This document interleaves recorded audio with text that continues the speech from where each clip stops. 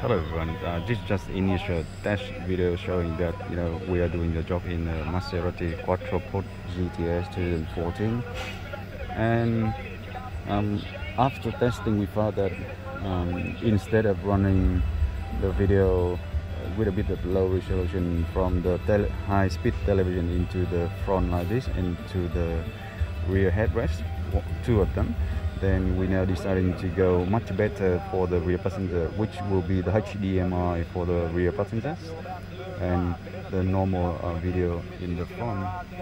So you can see that there's quite much difference between them, the front and the rear.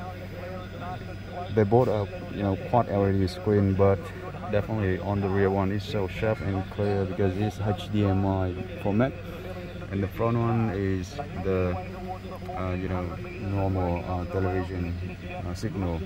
But overall, still very good for the front, and the rear passenger, they will really enjoy the dual headrest with the HDMI and their own system to play.